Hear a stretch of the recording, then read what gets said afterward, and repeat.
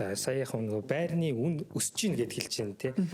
Даблтаад өссөн гэд хэлж байна. Яг үнийг хэлэхэд бол байрны үн бол өсөөгүй байгаа. Төгрөгөөр дийлээ ингээд үнийг нь хараад үзэнгүүт байрны үн ингээд даблтаад өссөн юм шиг юм зүйл харж байгаа. Яг хөө жилдээ нэг 8-аас 10% өсөлт бол игдэд явсан байгаа. За яг валютаар за доллар руу шилжүүлээд аваад үзэхэд өсөөгүй. Энд өөрөө эргүүлээд үн өсөд байгаа юм шиг тийм мэдрэмжүүд байгаа хэрнээ. Нөгөө талд төгрөгийн ханш маань унаал за эдгээд үн өсөж байна гэдэг зүйл. Тэгэхээр инфляц нөлөөлөд ингээд явчихж байгаа. Өнөөдрийн яг бий болох гэдэг банкны их усүр татах ажлыг бол бид нар 2019 оноос хойш эхэлсэн. За нийт нэг 725 орчим сая доллар усүр босгоод тэрийгээ бид нар арилжааны банкудад нөхцлөөр олгосон ипотекийн зээлүүдийг худалдаж авах байдлаар ингээд их усүр олгоод явсан. Бидний зүгээс яг өсч байгаа нь юу гэхээр арилжааны банк болон хувийн ишлүүднийг хийж байна. Энд дээр засгийн газрын зүгээс яг бодлогоор дэмжиж ипотекийн яг зориултын тийм банк байгуулах юм уу эсвэл одоо явж байгаа арилжааны банк нь хувийн ишлүүдийг дэмжиж их усүр өртгийн нэмэгдүүлээд байгаа зардал дээр тодорхой хэмжээний татаас дэмжлэг үзүүлчихвэл бидний энэ хувийн хвшил чинь хийгээд явчих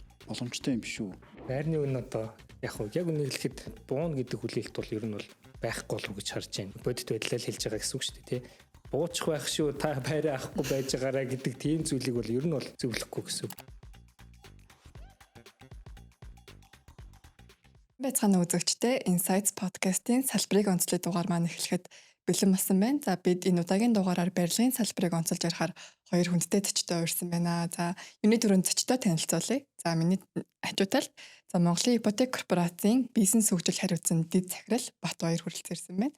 За цаа талд маань Teso Properties Group-ийн гүйцэтгэх захирал Мөнх Залбаанар маань ирэлцэн ирсэн байна. За тэгэхээр энэ удаагийн дугаарын маань онцлог гэх юм бол за бид нар барилгын салбарын тухай бол ярилцсан. Тэгэхээр үүн дотор одоо барилгын үйлдвэрлэлийн процесс яг хэрхэн явагддаг тий нөгөө талаас яг ингээд хэрэгжүүлж байгаа компанийн хувьд бол энэ хүү процесс юу яаж явагдаж байгаа шаардлага хэр түвшинд байгаа гэдэг тухай бол ярилцахаар за нөгөө талаас мөн гэх юм бол за яг орон сууцны санхүүжилтийн түвшин бол яг одоогийн өнөөгийн нөхцөл байдлаар хэр байгаа. За тэгээд яг залуу гэр бүл за олон нийтийн хувьд бол тий санхүүжилт талаас ипотекийн зээл талаас ер нь ямархуу нөхцөл байдал цаашдаа бодлогын түвшинд ямар өөрчлөлт бий болохоор байгаа тухай ярилцахаар чөлөөтэй хэлэлцүүлэг өрнөөрөөр бэлэн болсон байна.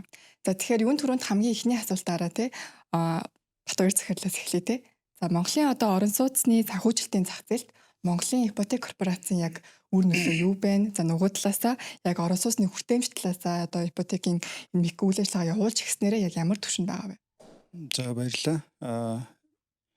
Яг орон сууцны санхүүжилтийн энэ тогтолцоонд МИК-ийн үүрэг оролцоог нэлээд их ойлгомжтой яхан зүйтэй баг.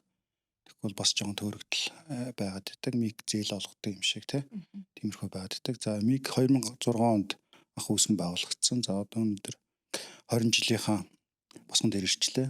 Бид нар энэ орон сууцны санхүүжилтийн энэ тогтолцоонд гол үүрэг оролцоо маань арилжааны банкны олгосон зээлийг худалдан аваад нэг талдаа хугацааг нь уртсах ийм үйл ажиллагаа хийдэг. За одоо та бидний сайн мэдхээр 6% зээл гэж байна те энэ хөтөлбөрийн зээл. За энэ бол хөтөлбөр маань 2013 оноос анх эхэлсэн. За энэ дээр бол МИК-ийн оролцоо юу байсан бэ гэхээр Монгол банкнаас тодорхой хэмжээний их усрыг арилжааны банкудад олгож байгаа. За арилжааны банкуд маань иргэдэд зээлээ олгож байгаа. За тодорхой хугацааны дараа өөрөөр хэлбэл 3-6 сарын дараа МИК тэр зээлүүдийг арилжааны банкудаас багцаж худалдаж аваад үнд цаас гаргадаг. Тэгээд үнд цаасаа бид нэр буцаагаад арилжааны банк болон Монгол банкнд борлуулдаг гэсэн үг. За ингэснээр яаж байгаа юм бэ гэхээр Монгол банкны олгосон одоо богино хугацаатай их усрыг бид нар үнд цаас чууснараа 30 жилийн хугацаатай юм уу 20-30 жилийн хугацаатай их уср болгож байгаа ийм үйл ажиллагааг хэрэгжүүлдэг гэсэн үг. Тэгэхээр яг бидний хувьд бол яг иргэдэд шууд зээл олгох үйл ажиллагаанд бол оролцдоггүй. Энийг бол цэвэр арилжааны банкуд маань өөрсдөө бие дагаа шийдвэрээ гаргаж явдаг. Бидний хувьд бол тэрийн үнд цаасчлах үйл ажиллагааг хэрэгжүүл явждаг. Тийм байгууллага. Тэгэхээр одоо нөгөө сүүлийн жилүүдэд те МИК-тэй холбоотой шинэ одоо банк байгуулах за нөгөө талаасаа одоо ипотекийн хүүний сүрхүү өөрчлөгдөх гэх мэтчлэн одоо шинэ бодлогод юу нь бас яригдж байгаа те. Тэгэхээр тэр одоо бодлогод юу нь яг хэрэгжих болсон шалтгаан юу вэ? Суур шалтгааны хувьд ямар хөө зүйлс байгаа вэ? За яг одооны яг энэ хөнгөлөлтөө хөттэй одоо бидний ярьдгаар энэ 6% ипотекийн зээл дээр Монгол банк гол үүрэг оролцоог хэрэгжүүлээ явж байгаа.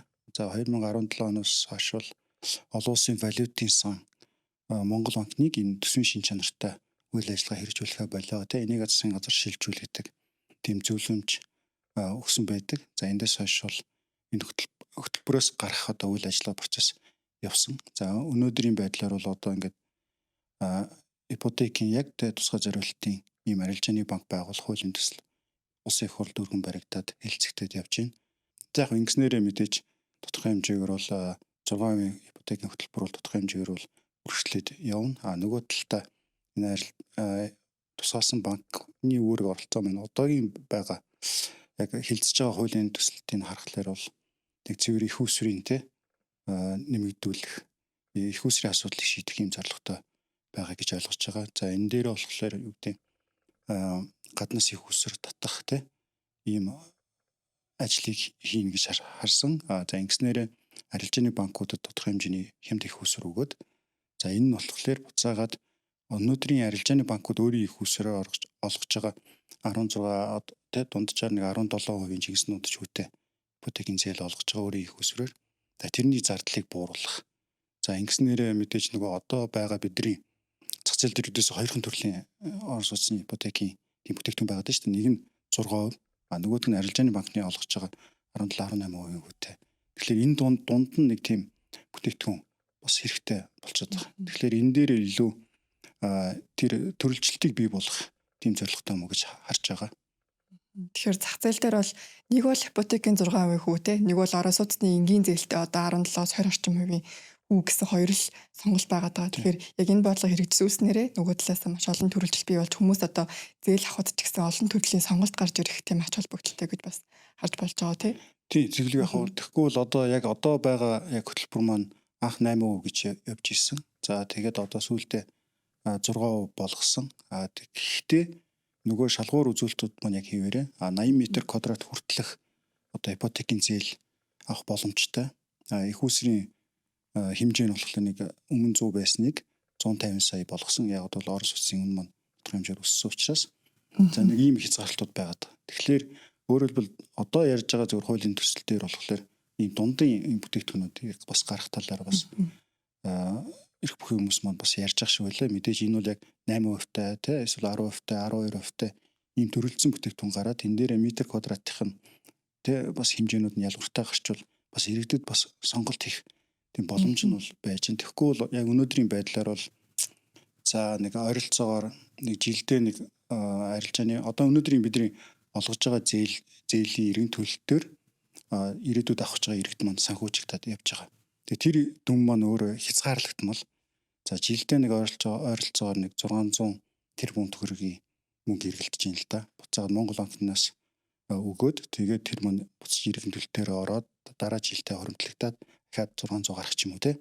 За сүүлийн нэг 2-3 жилд бол хоримтлалын сангаас бол тодорхой хэмжээний нэмэлт санхүүжилтүүд орж ирээд нэг жилдээ олгож байгаа ипотекийн зээлмүүд нэг их 80 хүрсэн. Гэтэл энэ дүн маань өөрөө хязгаарлагдмал. Нөгөө талдаа эрэлт бол асар их байна те.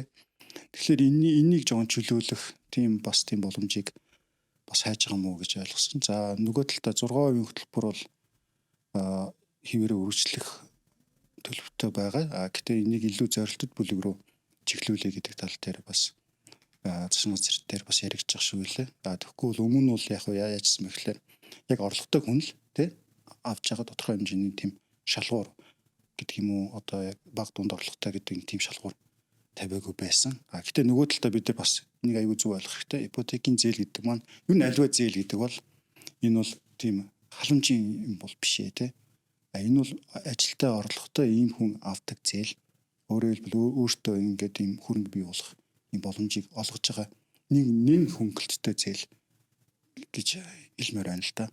Тэгснээрээ яг бид нар одоо залуу иргэд бол мэдээж тодорхой хэмжээний хоримтлалын асуудал бас ярьж байгаа. Урьдчилан төлбөрийн хоримтлалтай. За энэ дээр бол бас засгийн газар хөнгөлийн тодорхой хэмжээний татаас үзүүлж гэдэг юм уу. Зээлийн батлан даалтын сан энэ төр бас оролцоод явж байгаа юм бол юм байна. Тэгэхээр бодлого талаасаа бол ер нь л энэ суурьтай хүмүүсийн хүртээмжийг нэмэгдүүлэх талаас айгүй олон бодлого бол яригдж байгаа гэж байна тийм. За нөгөө талаасаа гэх юм бол за барилга бүтэх процесс буюу за тухайн одоо хэрэглэгч талаасаа бол харж үзэхэд тийм тухайн барилгын одоо үнэлэмж бол одоогийн байдлаар гэхэд бол дундаж үн ханшвал шинэ хуучин барилга гэхэд бол нэг 5-7 саяын хооронд бүр өндөр үнэтэй метр квадратын үн одоо хэмжигдэж байна. Тэгэхээр одоо мөнгө талбай захирлаас бодвол тэгээ барилгын одоо яг энэ орон сууц дан ганцхан одоо барилга гэхээр орон сууцыг бас хэлэхгүй те. Тэгэхээр нөгөө талаасаа яг энэ процесс буюу тэр метр квадратын үн тогтох хүртэл энэ яг процесс юу нэг яаж явагддаг? Танай одоо ялангуяа байгууллагын хувьд та онцолж хэлэхэд барилга одоо нэг үйлдвэрлэл бас нэг үйлдвэрлэл явж байгаа гэсэн үг шүү дээ тий. Тэгэхээр энэ үйлдвэрлэл маань өөрөө хамгийн багадаа нэг 3-5 жил үргэлжилдэг процесс байгаад байгаа. Тэгэхээр 3-5 жилийн хугацаанд за түгээд материал авчрал юмнуудаа яг л ингээл үргэлжлээл яваад тэгэхээр 3-5 жилийн хугацаанд зах зээл өөрөө өөрчлөгддөг, хүмүүс өөрөө өөрчлөгддөг ийм процессууд их болдог болохоор яг энэ өртөх одоо бодох за зүгээр хүнсний үйлдвэр дээр бол ингээд за нэг ийм түгээд материал авчрал энэ бүтээгдэхүүн үйлдвэрлэлийг за ийм хүн ажиллаа гэдэг зүйл өдөртөө бараг гараад ирэх боломжтой юм зүйл байдаг. За барилга дээр бол тэр процесс өөрөө 3-5 жил үргэлжлэх болохоор тэрийг илүү таамаглах, зөв таамаглах гэдэг процессууд нэлээд хийгддэг байгаад. За яг хаанаас эхэлдэг вэ гэхээр за Tesla Properties-ийн хувьд бол одоо барилгын хөгжүүлэгч гэж явж байгаа. Тэгэхээр эхний процесс нь мэдээж за газар аваад судалгаанаас эхэлнэ тий. Хаана бидэд одоо барилга барих боломжтой байгаад юм бэ? Хаана илүү эрэлт үүсээд байгаа юм те? Хаана нийлүүлэлт дутагтаад байгаа юм? Энэ дээр очиод одоо тоглолт хийгээд бүтээгдэхүүнээ нийлүүлэхэд хэрэглэгчийн хүсэж байгаа одоо хүсэл те? Хүсэж байгаа одоо тэр одоо яг ямар зүйлийг хүсэж байгаа гэдэг мэдрэмжүүдийг одоо судлах гэдэг процесс хамгийн ихний одоо барилгын зүйл эхэлж байгаа гэсэн үг. Энэ судалгаа маань одоо яг манай дээр бол нэг 1-2 жилийн хооронд ер нь бол хийгддэг. За 1-2 жилийн хооронд хийгдэхдээ судалгаагаа хийгээд тэр судалгаан дээр үндэслэн барилгын зураг гэдэг зүйл эхлээд концепцийг нь гаргана. Энэ хэсэг дээр яг юу байх юм те? Энэ хүмүүсүүд хүсээд исэн зүйлийг юугаар нь шигтгэж өгөх юм? Ямар стандартыг баримтлах юм гэдэг зүйлүүдийг судлаад тэрийгэ гаргаад концепц руугаа шингээгээд за концепц дээр үндэслээд барилгын зураг гэдэг зүйл. Одоо яг зүгээр бусад хүнсний бүтээгдэхүүнүүтэй харьцуулаад үзэх юм бол архитектор ийм имийг ингээд төлөвлөнө гэдэг зүйлүүдийг ийм түүхийд материал орно гэдэг зүйлийг барилга дээр бол зургаар хийгддэг байна гэсэн. Барилгын зураг. Энэ нь өөрөө бас хуулиараа магадлал гээл процессын ажлууд бас нэлээд явагддаг, зөвшөөрлүүд авагддаг. За тэр процесс дээр бол илүү одоо нөгөө хэрэглэгчийн юу хүсэж байгаа гэдэг зүйлийг илүү шингээгээд за Tesla Properties-ийн болон одоо барилгын стандарт норм дүрмийг яаж шингээх үү гэдэг процесс хийгдэж явдаг. За барилгын зургаа гаргачлаа. Барилгын зургаа одоо яг магадлалаар оруулаад за улсаар хүлээн зөвшөөрүүлээд за барилга эхлүүлэх зөвшөөрөл гэдэг зүйл явагддаг. Энэ бүх процесс дээр бол одоо нөгөө бизнес хөгжлийн одоо ингээ хүмүүс бас бүгд ингээд оролцоод явж байгаа тийм судалгаанаас ахгуулаад хүмүүсийн ажиллах хүч оролцоод явж байгаа. За барилга эхлүүллээ. Зөвшөөрөл аваад барилга эхлүүллээ. За барилга эхлүүлэхээс өмнө за тэр зургийнхаа дагуу бид ямар хэмжээний бараа материал орох юм, ямар хэмжээний түүхийд материал орох юм, ямар хүн хүч зарцуулах юм гэдэг төлөвлөлтийг эхлээд хийдэг. Төсөв боловсруулдаг. Тэр төсөв нь одоо эхний шатндаа нэг 80 орчим хувийн нэг магадaltaй зөв байхаар тэгээд ингээд сайжирч явсаар гоод нэг 95 орчим хувийн ер нь магадaltaй болоод барилга эхлүүлдэг байгаад байгаа. Тэгэхээр за барилга эхлүүлээд явлаа. Барилга эхлүүлэхийн тулд за бид хэд өөрсдөө шууд барай явахгүй гүйцэтгэгчээ сонгон шалгаруулдаг. За энэ дээр бол яг харилцагч гэдэг зүйл одоо барилгын салбар дээр нэлээд оролцогч талууд ихтэй явдаг. Ухсралтаа хийдэг, цахилгааны монтаж, цахилгааны ажлуудаа хийдэг. За тэгээд халаалт агаар сэлгэлт, цэвэр бохир ус гэдэг ингээд оролцогч талууд асар ихтэй. За оролцогч талууд асар ихтэй байгаад байгаа болохоор яг барилга дээр энэ төслийн менежмент гэдэг зүйлийг маш сайн хийж явахгүй бол тэнд байгаа нөгөө анхны төсвөлсөн төсөв өртөг гэдэг зүйлээ хугацаа алдах тусам төсөв нь нэмэгдээд явчихдаг. Тэгэхээр барилга дээр энэ нөгөө анхны төсвөлсөн гэдэг энэ хугацаа гэдэг зүйлээ маш сайн барих хэрэгтэй байгаад байгаа. Одоо төслийн менежментийн нэг алтан зарчим гэдэг зүйл байдаг. Цар хүрээгээ тодорхойлдог скоп. За тэгээд хугацаа, тэгээд кост гэдэг зүйл. За энэ гурван зүйлийг ингээд зөв тодорхойлж чадчих нөгөө хэрэглэгчтэй чанар гэдэг зүйлийг гаргаж ирдэг. Тэгэхээр барилгын яг үйлдвэрлэлийн процесс дээр энэ төслийн менежмент гэдэг зүйл асар чухал явдаг байгаад байгаа. За тэгээд энэ төслийн менежменттэй амжилттай хэрэгжүүлээд бүтээгдэхүүнээ ингээд бүх оролцогч талуудаа нэгтгээд за энэ дээр ч бас зөндөө юм болно шүү дээ. За нөгөө хүмүүсүүд нь хийж чадахгүй болно хаяад явна, буцаага дараачийн сонгон шалгаруулалт хийн. Тэн дээр одоо алдаа дутагтай зүйл гаргана, засварууд хийгдэн. Тэгэхээр энэ процессоо нэлээд сайн чигдэлж өгч тэр хугацаа гэдэг зүйлээ бид хэд барьж чаддаг байгаад байна. За энэ ингээд нэг 3-5 жил үргэлжлээд за бүтээгдэхүүн маань ямар ч байсан ингээд нэг бит байдлаараа бэлэн болоод ингээд гараад ирлээ. За нөгөө захиалга өгсөн одоо яг хэрэглэгчтэй тэр бүтээгдэхүүнээ хүлээлгэж өгнө. За хүлээлгэж өгөх процесс бол нэлээд ингээд бас хугацаа 1-2 жилийн хугацаанд ер нь бол ингээд төсөл хэрэгжээд хүлээлгээд өгнө. За хүлээлгэж өгчөөд одоо бидний нөгөө үйлдвэрлэсэн бүтээгдэхүүн байна. Урт хугацаанд үн цэнтэй байх хэрэгтэй. За нэг хүн бол одоо нэг барилга бол өөрөө нэг 40 жил гэж одоо яг хуулиараа одоо бол тавьсан явж байгаа. Тэгэхээр тэр өөрөө 40 жилийн хугацаанд үн цэнтэй байхын тулд ашиглалтыг авч явах гэдэг чаленж гарч ирдэг. Тэр ашиглалтыг одоо яг Монголд бол одоо нөгөө орон сууц дээр нөгөө сөөх өмчлөгч нөгөө сууц өмчлөгчдийн холбоо гэдэг зүйл байгаад тэргээр зохицуулаад явж байгаа. Гэхдээ энэ маань одоогийн яг тэр системээр яг ингээд аваа явахад бол нэлээд хүнд байгаад. Одоо хэдүүлээ өнгөрсөнд баригдсан барилгуудыг ингээл харангуут гандаал гунтцсан тий. Эхнээсээ босаад нь ингээд байхгүй болцсон. Доторх ингээд сангийн болон цахилгааны асуудлууд нь аюултай болцсон.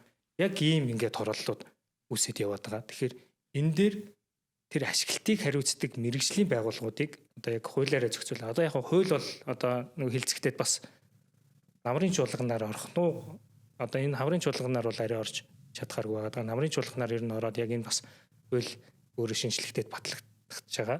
Тэгэхээр мэрэгжлийн яг тэр нэг ашиглалтын байгууллагуудаар ашиглалтаа хийлгээч гэдэг зүйл өөрөө хууль дээр ороод ирэх юм. Тэгэхээр энэ өөрөө юу л маань одоо тэнд нөгөө барилгын үн цэнийг хадгалаад худалдан авсан хэрэглэгч ч гэсэн тэр үн цэнийг хадгална. Хөгжүүлсэн одоо барилгын компани ч гэсэн манай хөгжүүлсэн гаргасан бүтээгдэхүүн маань тэнд үн цэнтэй явж гин гэдэг ийм зүйлийг хадгалж авч үлдэхээр байгаад байгаа. Тэгэхээр барилга үйлдвэрлэх процесс гэдэг нь ганцхан зүгээр нөгөө нэг арматур ухсраал ингээл нэг барайл болцдог зүйл биш байгаад байгаа. Тэгэхээр хөгжүүлэлтээсээ ахгуулаад барилга одоо нураагдах одоо тэр нөгөө ашиглалтын хугацаанд дуусаад нураагдах хүртэлх тэр процесс өөрөө ингээд барилгын одоо хөгжүүлэлтээс ахгуулаад энэ процесс асар урт. Одоо хамгийн урттаа гэдээ аваад үзэх юм бол бараг 100 жилч болж болно гэсэн үг шүү дээ тий. Бид нэр байхгүй ч гэсэн бүтээгдэхүүн тэр барилга өөрөө үргэлжлээд явж явах ийм үнцэнтэй зүйл байгаад байгаа. Тэгэхээр ганцхан энэ өөрөө ингээд баригдаад дуусаад болчихно гэж бодохгүй. За хэрэглэгч нар бас нөгөө байрыг авах таа гэсэн. За ер нь ашиглалт нь яаж явдیں۔ Хойшид яг энэ хөгжүүлсэн компанид ашиглалтууд ер нь яагаад байгаа гэдэг зүйлийг бас судлах нь зүгээр хэрэгцээ шаардлага байгаа гэж харж байгаа гэсэн. Тэгэхээр нэг талаасаа одоо хэрэглэгч бидний одоо мэдэхгүй байгаа нэг үнцэг байгаа даа шүү дээ. Тэр чинь тухайн барилгын компани тэр барилгыг барихаас ахуулаад дуустал ер нь бүтэн хариуцж байгаа гэсэн нэг үнцэг те. Нөгөө талаасаа бас одоо ингээ метр квадратын одоо би бол нөгөө нэг яг хүмүүс бас ойлгох үүднээс нь л жоохон лавшруулжсан байгаа. Одоо ингээд яг метр квадратын байрнуудын үнийг харахаар те ер нь яг 3 цаг хугацаанд хуваагдаад тах шиг байгаа. Яг ковидын өмнөх нэг үе, за ковидын үе, за тэгээд ковидын дараах үе. Тэгэнгүүт ковидын үед болохоор ер нь байрны үн бол нэг 17-8 оноос нэг 20 орчим оны хооронд л нэг айгүй тогтвортой байсан байгаа. Тэгэнгүүт одоо болохоор эн чинь бол бараг 2 дахин нуглаад өсчихсэн тийм юу яригадаад байна шүү дээ. Тэгэхээр одоо яг энэний цаана яг үн тогтох системийг ер нь та илүү биднэрт дэлгэрэнгүй тайлбарлаж өгвөл одоо нэг талаасаа бараа материалын зардал байж болж байна. Тэр үн таны ярьсан одоо барилгын бүх процесс байгаад байна. Тэр нөгөө талаасаас компани хэмжээ ашигтай ажиллах одоо өртгөө бас тооцож байна те. Тэгэхээр яг байрны одоо метр квадратын үн тогтох процесс дээр яг хамгийн чухал зүйл нь юу байдаг вэ? За сая яг нөгөө байрны үн өсөж гин гэд хэлж байна те. Одоо даблдаад өссөн гэд хэлж байна. Яг үнийг хэлэхэд бол байрны үн бол өсөөгүй байгаа даа. За тэр нь яагаад вэ гэхээр төгрөгөөр дийлээ ингээд үнийг нь хараад үзэнгүүт байрны үн ингээд даблдаад өссөн юм шиг юм зүйл харж байгаа. Яг хөө жилдээ нэг 8-10% өсөлт бол игдэд явсан байгаа. За ковидын өмнөөс ч гэсэн хагуулаад ингээд яг жил болгоно нэг 8-10% өсөлт игдэд явсан. Төгрөгөөр аваад үзэхэд за яг валютаар за доллар руу шилжүүлээд аваад үзэхэд энэ үн бол ер нь бол өсөөгүй. Нэг 1000-аас 1200 долларын орчимд байгаад байгаа. Тэгэхээр энд өөрөө эргүүлээд нөгөө үн өсөд байгаа юм шиг тийм мэдрэмжүүд байгаа хэрнээ нөгөө талд төгрөгийн ханш маань унаал за бидгээд үн өсөж байна гэдэг зүйл. Тэгээд инфляц нөлөөлөд ингээд явчихж байгаа гэдэг ийм зүйл болоод байгаа. Өртөг ер нь яг яаж тогтож ийн вэ гэдэг зүйл. За үн ер нь яг яаж тогтож ийн вэ гэдэг зүйл. Үнийг тогтохдоо мэдээж өртөгтөр суурилж бид тогтоож байгаа. Барилгын ер нь бүхэл компаниуд бүхэл хүмүүсүүд өртөгтөр суурилж тогтоож байгаа. За өртөгт ер нь юу орж ийн гэхээр за барилга өөрөө яг баригдах одоо түгэд материалын зардал. За тэр түгэд материалуудыг ашиглаад барилгын угсралтыг хийж байгаа, юмыг хийж байгаа хүн хүчний зардал ороод явж байгаа. За энэ дээр нэмэх нь тэр менежментийг хийж байгаа. Одоо нөгөө нэг юунаас ахгуулаад хөгжүүлэлтээс ахгуулаад төгсгөл хүртэл явж байгаа менежментийг хийж байгаа хүн хүчний зардал. За энэ менежментийн зардал бол өөрөө нийт одоо ингээд нэг өртгийн нэг 5 орчим хувийг бол энэ менежментийн зардал бол эслээд явж идэг гэсэн үг. За нэмэх нь санхүүжилтийн зардал. За энэ санхүүжилтийн зардал бол өөрөө за одоо Голомт банкнаас ч гэсэн санхүүжилтийг манайхан ингээ аваа явж байгаа. Энэ санхүүжилтийн зардал яалчгүй урт хугацаанд санхүүжилт хийгдэг болохоор урт хугацааны санхүүжилт өөрөө яг нь Монголд бол бас өртөг өндөртэй ер нь бол байгаад байгаа. За нийт ер нь нэг өртгийг аваад үзэх юм бол 15-аас 20% нь за энэ санхүүжилтийн зардал өөрөө эзлээд явж байгаа. За тэгээд ингээд үлдсэнийг нь аваад үзвэл тэр нөгөө нэг барилгын яг өөрийнх нь материал болон хүн хүчний зардал нэг 70-аас 80% нь эзлээд явж идэг гэсэн үг. Тэгэхээр энэ зүйлүүдийг нэмж ингэж тавиад за нэг ийм үн ингээд гарах юм байна. За энэ менежмент ийм зүйлүүдийг хийгээ явсны ашигааныг бид нэг одоо нэг 10-аас 15% ч юм уу те тавиад за ингээд үн гарах нэ гэдэг зүйлээ тогтоогоод явж байгаа гэсэн үг. Энэ дээр нөгөө одоо ингээд барилгын компаниуд нэг байж байгаа л гэрээнүүдээ хийгээл үнэ нэмээд идэг чинь за энэ дараа жил нэг юм боллоо гэдэг зүйл. Энэ нь өөрөө нэг 3-аас 5 жилийн хугацаанд тухайн төсөл хэрэгжээд байгаа болохоор тэрэн дээр яалчгүй инфляц нэмэгдэж байгаа. Нөгөө юунд оролцож байгаа хүмүүсүүдийн цалингийн өсөлтүүд орж ирж байгаа. Тэр процессүүд нэмэгдээд үнийн өсөлтүүд өөрөө ороод явдаг гэсэн үг. Тэгэхээр нэг 8-аас 10% бол ингээд жилдээ бол ангийн үнийн өсөлтүүд нэгдээд явж байгаа.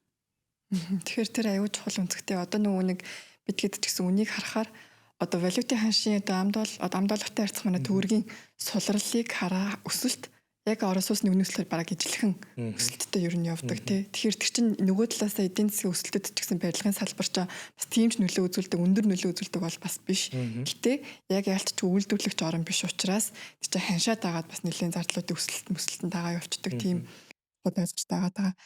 За тэгэхээр одоо үйлдвэрлэлт талаасаа зардал талаасаа бол яг ер нь бол хэрэглэгчдийн хувьд бол тэрийг бас аягүй сайн ойлгох хэрэгтэй байгаа тийм. За тэгэхээр одоо бас хоёр захирлаас өргөжлүүлээ асуухад түрүүн бас ярьж байгаа тийм. Одоо 8% өөрчлөлт хийгдэх гэдэг ийм одоо юмнууд бий болох гээд байгаа нь цаадах зорилго нь санхүүгийн одоо энэ хүртээмжийг нэмэгдүүлэхдээ Орос улсны хүртээмжийг л яг бүх иргэдэд ер нь бол тийм дан ганцхан одоо 150 саяар 6% зөөлөлгөхөд идэг байсан бол одоо улам олон шаталтай болоод илүү олон хүмүүст хүртээмжээ нэмэгдүүлээ гэсэн санаа яваад байгаа. Тэгэхээр хүмүүс бас тэрийг жоохон мэдгүй байх магадaltaй.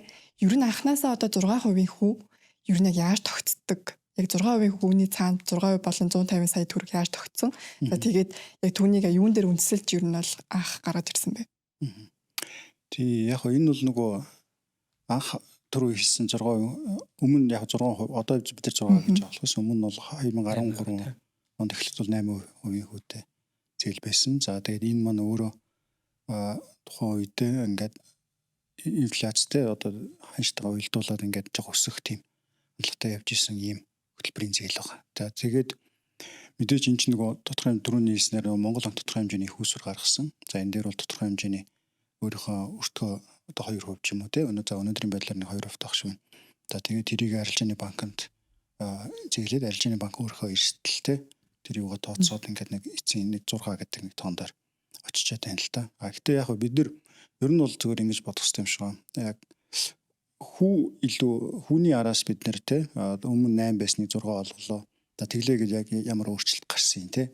За мэдээж тэрийгээ дагаад Орос улсын үн бол өссөн байх жишээтэй. За ийшээ түрүүн зорилтод бүлгээ их тодорхой хүрээгээ их тодорхой ингээд тогтоогоогүйгаас болоод хүн болгон 6% гэдэг юм руу бас их эрэлт нэмэгдэж чинь те. Нөгөө талдаа өөр сонголт байхгүй байна те. Бид үгүй бол эсвэл шууд 18% хүү 12% хүүний зүрэн дээр хүн болгон нөгөө 6% руу гашуураад явах нь ойлгомжтой. Тэгээд нөгөө талдаа их үүсвэр маань өөрөө хязгаарлагдмал байгаа учраас тэн дээр өнөөдрийн одоо ингээд гадуур яриад байгаа 1 жилийн очор 2 жилийн очор гэдэг юм үүсчихэд байна л да. Илүү энийг зүгээр яг бидний зүгээр яг МИК-ийн хувьд бол за МИК гэж хэлдэг юм бол одоо бид нэгэн талын чөлөө зах зээлд амьдарч байгаа бол бид нар тодорхой хэмжээний имийг илүү зах зээлийн зарчим руу айжмаар ингэж чиглүүлэх хэрэгтэй гэж харж байгаа. За тэр нь юу вэ гэхээр өөрөөр хэлбэл хит бид нөгөө хүүг гэдэг юм уу те төрөөс дуудахтайгаа халамжийн байдал руу аваачих биш. Илүү зах зээлийн зарчим руу илүү арилжааны банкуудыг оруулсан. Яг өнөөдрийн Монголын зээлжих зэрэглэл те энэ интернет яг уйлдуулаад тодорхой хэмжээний юм юу н чиглүүлэхгүй бол одоо нэгдэл рүү хит тавтгаараад явчихлаар бидний хувьд бол нөгөө хүн болгон л нөгөө одоо хүү бууруулах хэвээр бид нарт ийм хямд зээл байх хэвээр гэдэг. Нөгөө талдаа нөгөө салбараач гэдэг юм уу макро утгаараа аваад үзвэл Монгол улсад нэг тийм сайн зүйл биш болчиход байгаа юм л та. Тэгэд яг бид нар зүгээр ингээд яг 8-ыг 6 болгодог үед ингээд харж байхад 8% ипотекийн зээл тэ ирхэн сарын төлөлт нь нэг 400-аас нэг 500-ийн хооронд байсан бол 6% болгосон чинь тухайн иргэний сарын төлөлт нь нэг 700-аас 800 ч юм уу нэмэгдсэн байх жишээтэй. Тэрэнд юу нөлөөлж ийнө гэхээр орон сууцны үнийн өсөлт те тийм болоод явчихж байгаа байхгүй. Тэгэхээр бид нэр тэрхий иргэн болохоор яг нэг 8-ыг 6 болох айгүй сонирхолтой. Тэ зүгээр нэг хүү бодоод идэг. Гэтэл цаана ямар импакт үзүүлж байгаа гэдгийг бусдад ил нэг харж чадахгүй байгаа юм л та. Тэгэхээр л тэгэл татвараараа коврлал явчихж байгаа гэсэн үг шүү дээ. Тийм. Тэгэхээр яг бидний хувьд бол илүү нөгөө зах зээлийн зарчим руу илүү явах хэрэгтэй. Гэтэ мэдээж тэгжиж тодорхой хэмжээний үн явах хэрэгтэй. Одоо яг зүгээр 13 оноос хойш ингээд 13 жилийн хугацаанд бол бид нар зөвхөн нөгөө demand талаа тий буюу эрэлт талаа илүү дэмжиж явцсан байгаад байгаа. Гэтэ энэ бол нөгөө тэрийг бол үүсэхгүй мэдээж өнөөдрийн байдлаар нэг 140 мянган иргэн энэ хөтөлбөрт хамрагдаад орон сууцнд орсон байна. За тэр 140 мянган иргэний 37.8% буюу тий тэр хэмжээгээр гэр оруулалаас орон сууц руу ингээд шилжээд амьдрах нөхцлөө сайжруулад явцсан байна. Гэтэл эргүүлээд бидний нөгөө гол асуудал шийдэгдсэн үү? Утаа тий хөрсний бохирдлын асуудал шийдэгдсэн үү гэхлээр бас тийм биш л байгаад байгаа юм л та. Одоо зүгээр нэг сонирхолтой статистик хэлбэл бид нэр ингээд 13 оны нийт Улаанбаатар хотын өрхийг харуул нэг 390 мянга байсан. тэрний тал нь ойролцоогоор 200 орчим мянган гэр оролт амьдардаг байсан.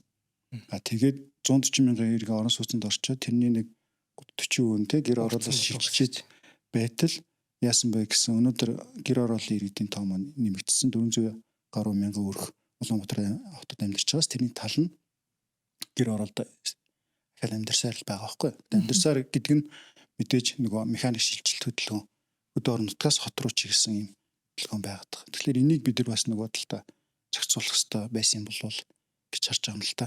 Орон нутгийн хүчлөө дэмжих тий төлөвлөлийг сааруулах тий сүүлийн засгийн газраас бас энэ хөтөлбөртөө ганц нэг өөрчлөлт оруулсан нь болохоор өдөр орон нутагт ипотекийн зээл авч байгаа нь эхний 3 жилийн 3% хүүтэй. Тэгээд 3% зөрүүг нь болохоор улсын төсвээр татвар салбараар тавиад ингээд явж байгаа нөгөө төвлөрлийг сааруулах тий өдөр орон нутагт байр авбал тийм өнгөлттэй хүнээр өнгөлттэйгээр болгох авах нэ гэдэг. Тэгээ тэр бол зөв бах. Ер нь бол Улаанбаатар руу чиглэсэн хөдөлгөөнийг өөр эдийн засгийн тий зарчмаар ингэж хөшөөрөгдөж явах хэрэгтэй болов гэж харж байна л та тий. За нэг талаас яг хүүн дээр бол тийм юм яригдчихэж байгаа. Нөгөө талаас олгож байгаа хэмжээний үед бол одоо 150 сая гэж хязгаарлаж байгаа тий. Тэгэхээр тэрэн дээр одоо цаашаад ер нь өөрчлөлтүүд орохоор байгаа юу? Одоо жишээ нэг одоогийн зэр 2 байр гэж аваад үзье тий. Тэгэхээр метр квадрат нь 5 саяар бодоход л тэр чинь 200 300 сая болчихж байна. Тэгэхээр нэг талаасаа 150-ыг авсан ч гэсэн одоо залуу гэр бүлийн хувьд гэх юм бол дахиад нөгөө талаасаа дахиад нэг 150 саяыг бэлэн одоо хадгаламжтай өрөмтөлтэй байж ижил одоо авахар хэмжээнд одоо байгаад байгаа шүү дээ. Тэр хэмжээ талаасаа тийм өөрчлөлт орж байгаа юу? Тий яг бид нар нөгөө нэг хувийн хвшил учраас яг тэр хөтөлбөрт яг ямар өөрчлөлт орохыг нь сайн мэдэхгүй. Гэхдээ зүгээр одоо яригдж байгаа өөр бол мэдээж энэ үнийн дүн дээр бас өөрчлөлт орно. Гэтэ яг одоогоор энэ 150 яад тогтсон юм бэ гэхлээр нөгөө их усүм маань өөрөө хязгаарлагдсан болох учраас илүү хүртээ хэмжээ нэмэгдүүлэх те. Тэгээд зах зээлийнхаа хүүтэй жоо уйлдуулад өмнө 100 байсан 100 сая төгрөг авч болдог байсан юмыг 150 болгосон. Хитрхи чөлөөт бас тавьчих болохгүй байгаа. Тэгээд нөгөө хүртээмжтэйгээ хамааралтайгаар нөгөө их найдаах хуваагалаа гэсэн үг шүү дээ. Тийм гэсэн үг. Тэгээд олон иргэн энэ зээлийг авах боломжийг бүрдүүлж байгаа гэсэн үг. Нөгөө талдаа яг өөрийн чийлдгээр залуу гэр бүлүүд хоримтлал байхгүй те. Тэгээд урьдчилгаа төлбөрөөр бүрдүүлж чадахгүй гэдэг дээр түрүүн би хэлсэн нөгөө зээлийн батлан даалтын сан 30% дээр нь бас тодорхой хэмжээний юу үзүүлж байгаа. Урьдчилгаа төлбөрийн баталгаа гаргаж байгаа. Гэхдээ урьдчилгаа төлбөрийн баталгаа маань өөрөө хэлбэл буцаага таны авах зээлийн дүнгийн нэмэгдүүлчихэж байгаа гэсэн үг л дээ. Нэг талдаа ингээд би 30% бүрдүүлж чадахгүй. Гэхдээ тодорхой хэмжээгээр энэ батлан даалтын сангаар хөнгөлт идэлээд тэгээ одоо нэг 15-20% бүрдүүллээ гэхэд цаанаа зөрүү үүсэж байгаа 10%-ийг миний зээлийн одоо дүн дээр нэмэгдүүлээд тий. Одоо миний өөр хэлбэл авж байгаа төлөх хэмжээл нэмэгдэж ил гэсэн үг л дээ. Гэтэ яг мэдээж энэ бол дэмжлэг үү гэвэл дэмжлэг мөн гэж харж байна. Бол орлоготой яваад ажилласаа гарахгүй тэр тогтмол орлогоо яваад илүү бүтээмжтэй ажиллах тий. Зээл гэдэг зүйл чи өөрөө эргүүлээд бас тэр нэг залуу хүмүүсийн тэр бүтээмжийг сайжруулад байгаа шүү дээ тий. Тийш хариуцлагыг нэмэгдүүлээд байгаа тий. Яг юм хөшөөрөг байгаа байхгүй тий. Тийм тэгэхээр одоос нэг хэрэглэгч талаасаа тий одоо яг худалдаа авагч байр орон сууц сонирхож байгаа хүмүүсийн хувьд гэх юм бол бас яг дотор айгу олон янз шиг байна. За залуу гэр бүл төр жишээ авч болж байна тий. Одоо саяны шиг ипотекийн зээл хамрагдахад бол айгу тохиромжтой анх удаа байр авч байгаа хүмүүс бас байна. За нөгөө талаасаа бүр ажил хөдөлмөр ихлэ удацсан 30-40 насных. За тэгээ цаашлах юм бол гээд бүр 50-60 настай гэх юм бол нөгөө талаасаа нэг хүн жишээ нь хэд үл хөдлөх хөрөнгийг бас олон одоо 2-3 хөдөлгөлтөй хөрөнгөч байна те хөрөнгөө нэмэгдүүлээл явдаг. Тэгэхээр одоо сүүлийн үед бас ийм одоо юу гараад байна. Одоо хүмүүс л анх бол өмнө нь бол ингээл үл хөдлөх хөрөнгөтэй л ах юм бол хамгийн чухал яаж хийж байгаа л байр авъя гэдэг үнцэг байна шүү дээ. Тэгэхээр нөгөө талд болохоор за түрээслээд амьдрах юм бол тэдний хэмжээний бас зардал нь бараг л ижилхэн болчиход байгаа одоо харахаар. Тэгэхээр яг энэ тал дээр одоо хоёрын бодол ер нь яг ямар хөө байна. Одоо бодлогын хувьд ч гэсэн би харж байхад нөгөө нэг тал төлбөрийг төлөөд нөгөө төлбөрийг нь болоод нөгөө түрээслэж өмчлөх байдлаар явна гэсэн систем бас бодлого ороод ирсэн байх шиг байсан. Тэгэхээр яг энэ тал дээр хэрэглэгчдийн хувьд тийм өөрчлөлт ороод ах шиг байгаа. Хэрэглэгчдийн одоо үнцэнийхээ хувьд те байр авъя гэдэг одоо бодлого бол тийм ч амар одоо чухал биш болчиход байгаа гэж бол нэг хараад байгаа. Тэр нь яг одоо нэг ийм зүйл яагаад гэж хүн ер нь нэг амьдралынхаа мөчлөгт нэг дөрвөн байр макста нэг за зүгээр энгийн хүн гэсэн үг шүү дээ тий энгийн за бизнес эрхлээд илүү бас нөгөө инвест хөрөнгө оруулалт хийгээ явж байгаа хүмүүстэй зөвлөхөд нэг дөрв макста дөрв шилжих боломжтой байх шүү дээ. Эхлээд нэг одоо портабл хэсэг рүүгээ барилга ороод нэг залуу за нэг гэрээсээ дөнгөж шууд л гарчээ да тий найз охинтой болоод гарчээ да найз залуутай болоод шууд л гарчээ да гэж бодож байгаа нэг хэсгүүд байгаад за тэгээд нэг хэдэн жил 5 жил ажиллаад за нэг доктортой орлоготой болоод за нэг би нэг дараагийн юм ахиулъя да гэд ингээд явж байгаа. Ингээд нэг дөрв ахиадах шиг байгаа. Тэгэхээр энэ нэг ахиж байгаа яг энэ процесс болгон дээр сайн тэр нөгөө бодлого гэдэг зүйл өөрөө за энэ хүмүүсүүд рүү чиглэж байгаа шүү. Хэдэн жил ажиллаад оюутан болоод төгсөөд хэдэн жил ажиллаж байгаа хүмүүсүүд рүү чиглэе шүү. Энэ нэг дараачихаа 2 дахь левел рүү одоо нэг үе ахиж нэг хэлэх юм уу те тэр левел рүү гიშж байгаа хүмүүстэй хэрэглэгдэнэ. Тэр нь мэдээж эхнийх дээр нь мэдээж хамгийн одоо сайн давуу нөхцлүүдийг үүсгэн дараачих дээр нь энд та давуу нөхцөл авч юм чинь дараачих дээр арай илүү юм төлөөрөө гэдэг тийм зүйлийг анханасаа ойлгуулдаг те. Тэгээд дараачих дээр бүр илүү төлөө дараачих дээр бол ингээд төлөө тэр премиумын төлөө явж чаддаг. Яг ийм нэг солийг бас төлөвшүүлчихвэл хүмүүс за би заавал авах хэрэгтэй да би заавал тэндээс авах хэрэгтэй да гэсэн нэг тийм хүслийг үүсгэхгүй та левел 3 дээр байж яг л левел 1-ийн юм авах гэдэг юм гэдэг тийм ойлголтыг бас энэ нөгөө нэг нийгэмдээ бас үүсгэжүүл зүгээр юм болов уу гэж хараад байгаа. Одоо нөгөө хөгжсөн за Япон, Солонгос, Америк гэдэг ингээд аваад үзвэл тэнд яг байр худалдаж авъя гэж зорддог залуу хүн ер нь бараг байхгүй. Угаасаа чадахгүй. Тэ нөгөө левлээ угаасаа мэдж байгаа гэсэн үг шүү дээ. Би угаасаа л авах хэрэгтэй гэж ингээд бодоод ингээд явахгүй. Левел гэж хэлээд байгаа тийм нэг амар төвшин нөгөө нэг ялгаад байгаа зүйл биш. Яг л тийм байгаа шүү гэдэг юм мэдрээд дараачихын зүйл рүү өөрөө ахих тийм нөгөө нэг хариуцлага мэдрэмжээ аваад илүү тийм амбицтай зорих хэрэгтэй гэдэг юм хэлж байгаа гэсэн үг. Тэгэхээр заавал тгийг авахгүй түрээслээд амьдрий те. Түрээслэх тийм боломжуудыг үүсгээд Монголд нэг түрээслээд амьдарч байгаа хүмүүсүүдийг за энэ чинь нэг түрээсийн байранд амьдардаг да гэдэг нэг тийм нэг жоохон сонин юм байгаад байдаг шүү дээ. Тийм хандлага одоо хэдүүл ер нь бол байхгүй болох хэрэгтэй байх гэж харж байна те. Тэр нь өөрөө түрээслээд амьдарч байгаа хүмүүсүүд энэ төвшин дээрээ явж байгаа дараачих руу ахаад дараагийн юм руу явж байгаа зорж байгаа хүмүүсүүд гэж. Тэгэхээр түрээслэхийн бас нэг давуу тал нь одоо нэг байрыг ингээд авчих юм бол та 10 жил тэр байранд амьдрын шүү дээ 20 жил. Бас жоохон уйтгартай яг үнийг хэлэхэд те.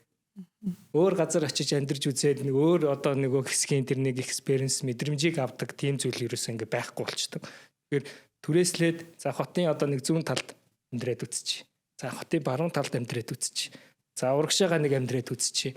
За яг хотын төвд те хотын төв энэ даунтаунд амьдрахаар бас ямар байдیں۔ Тэ залуучууд яаж ийн хүмүүс яаж ийн гэдэг мэдрэмжийг авдаг. Ийм гоё мэдрэмжүүдийг авдаг.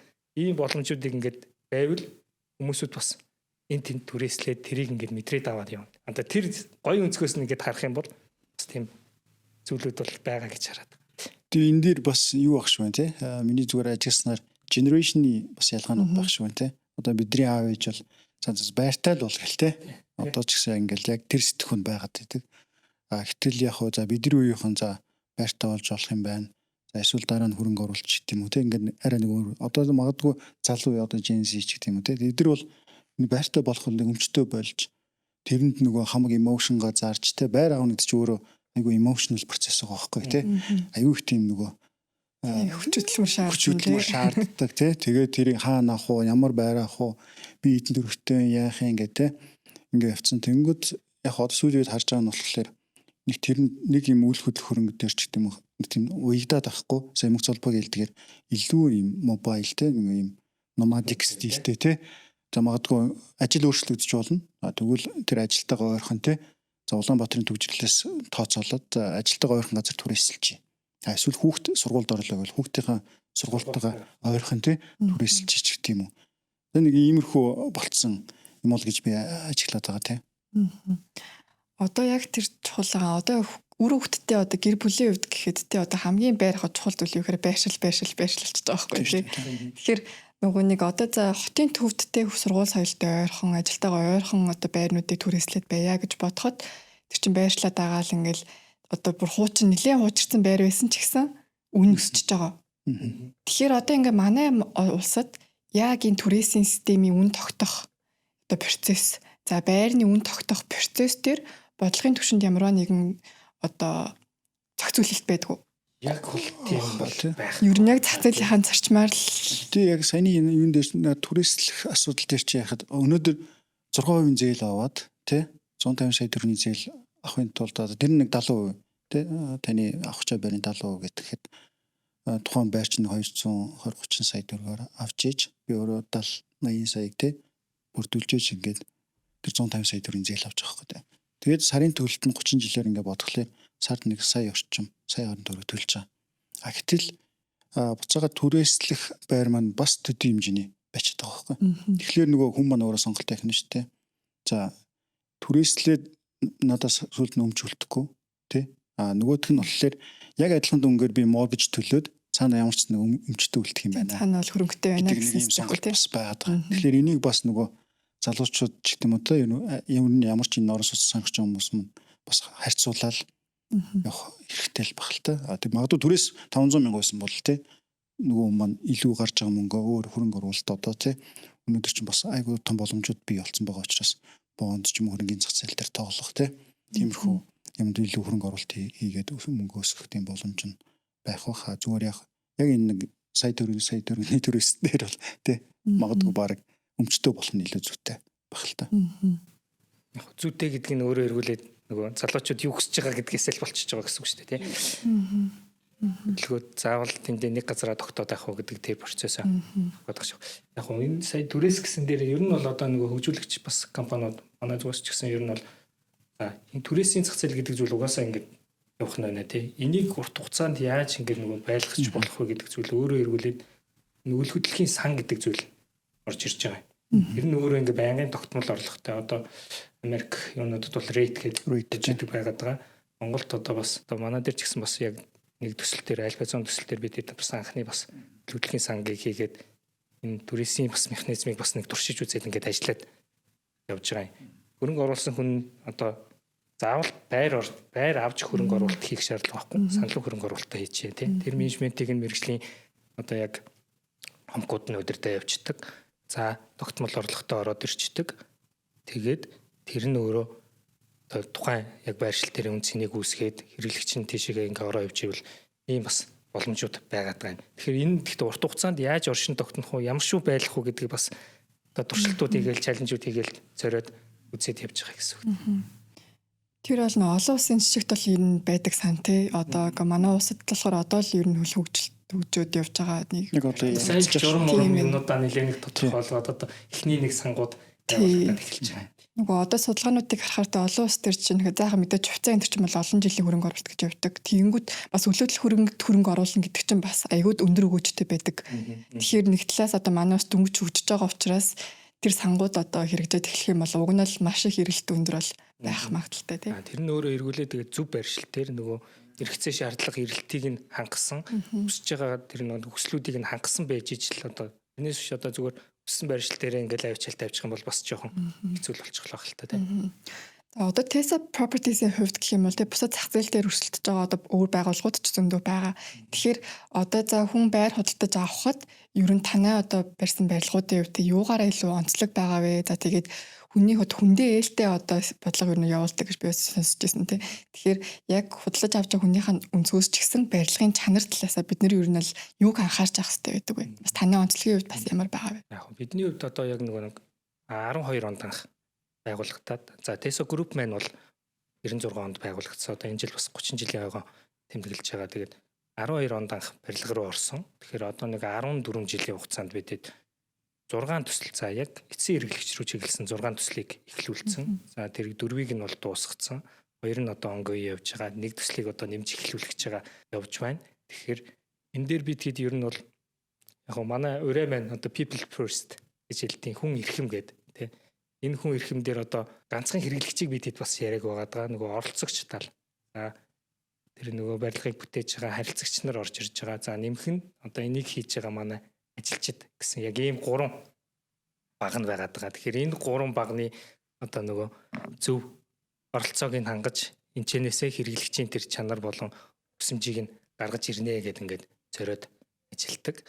За сая би нөгөө нэг подкастын өмнө бас хэлсэн 2 жилийн хугацаанд бид хөгжүүлэлтийг хийдэг гэж. За зүгээр шууд барилга барьчихгээл ингээл барьчихдаггүй. Хөгжүүлэлтийг хийхдээ тухайн хэрэглэгч тухайн байршил дээр яг юу хүсэж байгаа, ямар юм хүсэж байгаа гэдгийг илүү судалж гаргаж ирээд тэрэндээ нийцсэн одоо барилгын зураг, за өрөөний төлөвлөлт, утасны төлөвлөлт, ландшафт төлөвлөлт гэдэг зүйлүүдийг 2 жилийн хугацаанд хийдэг байгаад байгаа. Тэгэхээр тэр маань илүү одоо бидэд концепт суурьтай явдаг нь одоо бусад хэсгүүдээс илүү ялгараад одоо тэгээд бид эдийн ч гэсэн одоо яг энэ төлөвлөлийн салбар дээр за Tesla Properties барьсан бол нэг юм байдаг да гэдэг нэг чанарыг одоогоор бол үсгчээд явж гинүү гэж харж байгаа.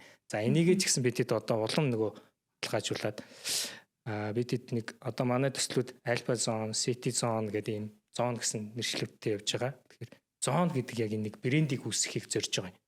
За энэ нь өөрөө юу юм бэ гэхээр зон гэд нэрлсэн л бол та барилгын сантехникийн материалууд бол одоо яг нэг ийм чанартай тий. За цахилгаан нь бол нэг ийм сантехник нь бол зөвхөн Оросын одоо ийм хоолоонууд ч юм уу тий. Нээрж одоо цэвэр усны хоолоонууд нь зөвхөн 304 нээржийг ашиглан ч юм уу тий. Яг ийм стандартуудыг үүсгэхэд явъя гэж зорж байгаа. Тэгэхээр одоо бид за Alpha Zone, Sky Garden, Sky Park гэдэг яг энэ хэсгүүд дээр барилгын тэр нэг одоо арга яс одоо доторх одоо судсан гэж хэлэх юм уу тий. Агаар сэлгэлт одоо сангийн материал, цахилгааны материалууд дээр ямар зэрэглэлийг үл хамааран яг ижилхэн материалууд ашиглаад явж байна. Тэгэхээр тэрийг бид нэг стандарт болгоод зориод явъя гэж үзэж байгаа. Тэгэхээр хэрэглэгч яг байршил дээр байршлаас нь хамаарсан концепцийн нэг арай нэг чигтгээнүүд оруулж өгнө. Гэхдээ зон брендийн яг нэг ижилхэн зүйлүүдийг бид та бүхэнд хэрэглэгчдэд одоо ингээд санал болгож явъя гэд зориод ажиллаж байгаа гэсэн үг. Тэгэхээр энэ нь өөрөө хэрэглэгчийн тэр одоо нөгөө эцсийн яг зорилго сэтгэл ханамжийг хамгийн өндөр түвшинд байлгах. Одоо нөгөө сонголтоо ихтэй бас нэг жоохон зовхгүй болчихвол гэж байгаа гэсэн үг тий. Энэ чинь зон. Одоо жишээ нь орон нутагт одоогоор бид төсөл байхгүй л дээ зүгээр урт хугацаанд бас төлөвлөд үзье гэдэг юм бол за өмнө говьд зон гэж тавьсан. Энэ нөгөө зон брендийн барилга юм байна шүү дээ. Яг ижилхэн стандарттай байх ёстой гэдэг тийм ойлголтыг өгöd байгаа гэсэн үг. Яг энэ дээр нэг юм хэлэхэд бид нар Японы туршлагыг бас сая судалсан. Японы яг орон сууцны санхүүжилтийн агентлагийг яг манайхад ажилт өстой байгуулга. Тэгээд эдний хувьд болохоор яг саний хэлдэг мөч холбоо захирлын дээр нэг барилгын стандарт энэ төр гэдээ байна шүү дээ. Тэгээд түрүүний яриан дээр ч гэсэн гарч ирсэн нэг барилгын насжилт тентрийг бас нэг урт хугацаанд авч үзээд ингээд авчираа. Тэгэхээр өөрөөр хэлбэл яг энийг орон сууцны санхүүжилттэй бас одоо моргажийн зээлтэй яг уяад өгсөн байгаа юм л та. Тэр Японы хувьд яаж ийм нөхлөөр яг барилгын ийм 7 стандарт одоо норм гэх юм уу да тийм левел үе шатууд байгаа. Тэгээд одоо жишээ нь магадгүй өнөөдөр одоо Японы хувьд нэг 4-5 дугаар үе шат дээр ингээд барилгуудад моргижийн зээлийг өгөөд явж байгаа байхгүй. Тэгээд тэр түвшнээс дээш гэсэн үг юм тий. Тэгээд одоо юу гэдэг магадгүй одоо бидний нөгөө хуучин 40,000-ын байрыг худалдаж моргижаар авъя гэвэл өнөөдөр альжирны банкуд төдийлөн өгөхөө болцсон. Яг бол дахин төлөлтөнд орох магадaltaй иш гэдэг юм уу те нэлээд насжилт өндөр болцсон гэдгээрээ бас өгөхгүй байгаа. Тэгэхээр хэрвээ тэр байрыг эргэлтэнд оруулаад моргижийн зээлд оруулах гэвэл тухайн барилга өнөөдрийн байгаа стандартаас тэдгээр стандартад очих ёстой гэдэг ийм хөшүүргийг тавьж чинь гэсэн үг. Тэгэхээр нөгөө буцаага түрүүний хэлдгээр барилгын нөгөө одоо сөөх гэж байгаа тий түрүүний ярьдгаар сөөх маань өөрөөр хэлбэл тэр барилгынхаа үн цэнийг хадгалах, насжилтаа урт байлгах, буцаад эдийн засгийн эргэлтэнд оруулах тэр чинь цаанаа бас хүний хөрөнгө явж байгаа шүү дээ. Тэгэхээр тэрнтэй нь уялдуулаад тухайн барилгаа сайжруулад ингээ яваад идэх юм байна л да. Тэгэхээр тэр их бас их зөв санаа санагдсан. Яг өнөөдөр бол яг манай Монголд яг мэргэжлийн хэлтийн дүгнэлт гарсан байрууд л гээл тэг эсвэл дахин төлөлтөнд орсон байрууд гээл яг тэрэн дээр зээл олохгүй яваад байгаа. Тэгээд магадгүй одоо дараагийн байруудаа ингээд эргэлтэнд оруулах ихлээр тэрэн дээр моргижийн зээл гарахгүй бол тэр байр ингээд эргэлтэнд орохгүй яг л тэр чигээрээ байгаал ингээд үлдэх гээд байгаа байхгүй.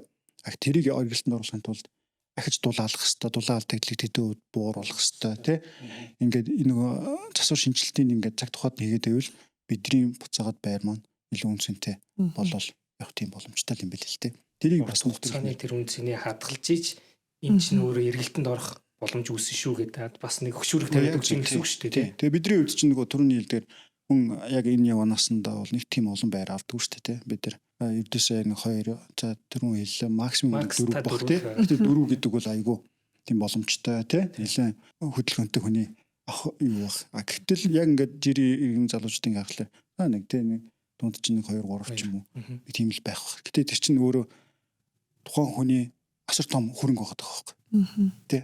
Бараг амьдралдаа худалдаж авч байгаа хамгийн том хөрөнгө оруулалт нь тэр алаас тэр хамгийн том хөрөнгөлөл болно гэсэн үг шүү. Тэр яг барилга байгаа байхгүй. Гэтэ тэрний үнцнийг бид нар яаж хадгалах юм гэхлээр нөгөө талдаа тийм бодлогын өөрчлөлтүүд байх хэрэгтэй. Нөгөө талдаа яг девелоперууд тий яг энийг айгуу сайн бариад тэрнийхээ засвар арчилтын тэрийг урт хугацаанд нь авч явах тийм боломж. Өнөөдөр чи Европт чинь бол тэгэл хэдэн зуун жилийн настай тийм барилгуудыг өнөөдөр хүртэл ингээд үнцнийг нүсгөөд 100 жил байж байгаа шүү дээ. Болсон барилгуудын байж лээ. Одоо манайд л болохоор нураач л гэдэг. Тийм нургаа шинийг барьчихъя. Шинийн болгон сайхан биш шүү дээ.